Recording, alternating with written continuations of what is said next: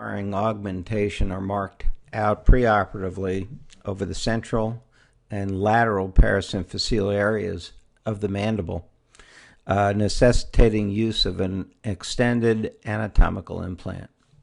Anesthesia, and we usually use 1% xylocaine with 1 to 100,000 epinephrine with white ACE, and first a mental block is used and then continued percutaneously down the bone in multiple injection sites.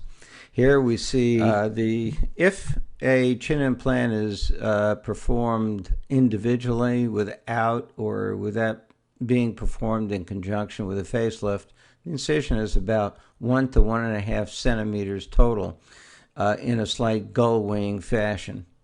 The central portion of a larger submental incision, when being performed in conjunction with a facelift, is also used to access the chin. The incision is made through the skin, and the incision deepened through the subcutaneous tissue and then through the periosteum with a Colorado needle and cutting cautery.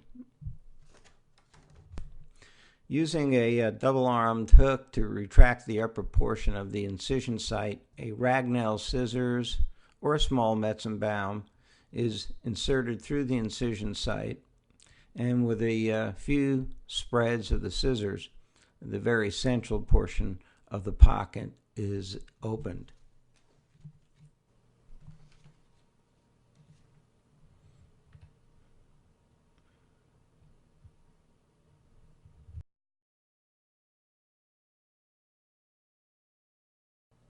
Then, using a Joseph's periosteal elevator or 4mm elevator, the periosteum is opened and the central part of the pocket is expanded, leaving the upper portions of the attachments to the chin alone so that the labial mental sulcus is left normal. Notice that I have my left thumb on the mental nerve as the pocket is expanded.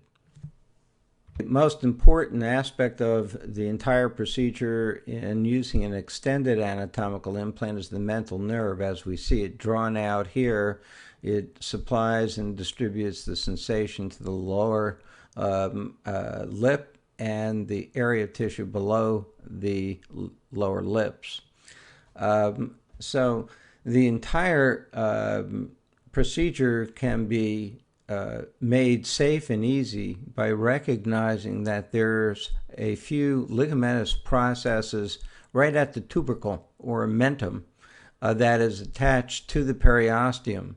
These fibrous condensations will direct your dissector upward and laterally in the wrong direction toward the mental nerve rather than along the lower border of the mandible.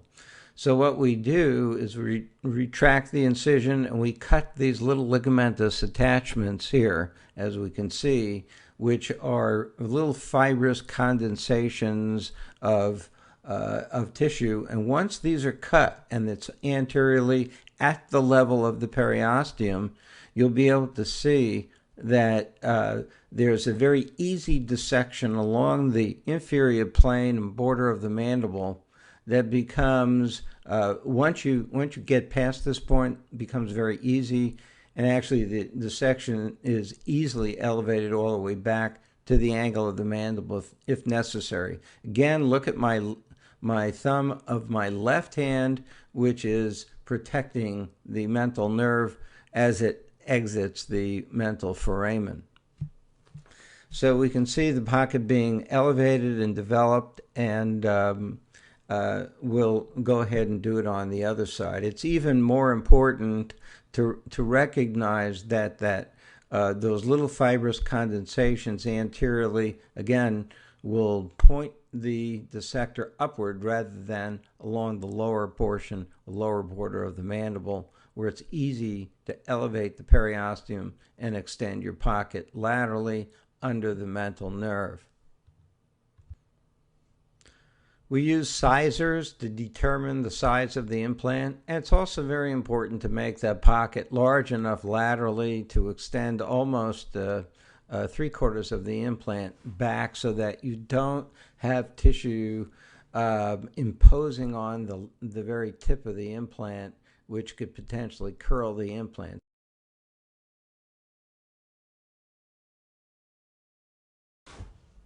Here we're just checking for projection, and remember that in females that you always want a little bit less than more. Here we see the use of a conform extended anatomical implant, which I've chosen. In this particular patient, it was a medium conform extended anatomical implant. And I'm inserting, again, the right side first, bending the implant, and then inserting it in the other side, and then just moving the implant over until you see the blue line of the implant matched up with the midline. And we now have an excellent fit. Again, I'm palpating to make sure that the lateral edges of the implant are not curled. Through the submental incision, the inferior border of the mandible, as we retract the skin up, is sitting passively at the inferior border of the mandible.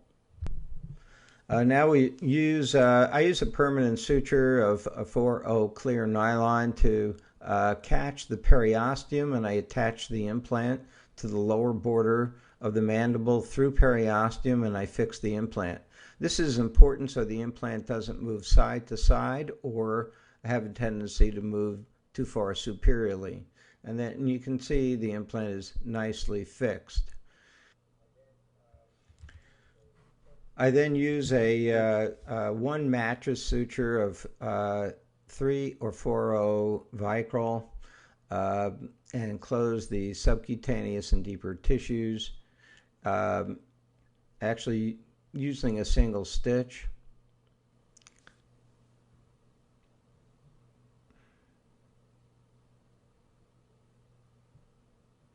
And then I close the skin in usually 3 interrupted sutures of 6/0 nylon. And again, this incision can be extended, particularly if done in conjunction with the neck lift portion of the facelift.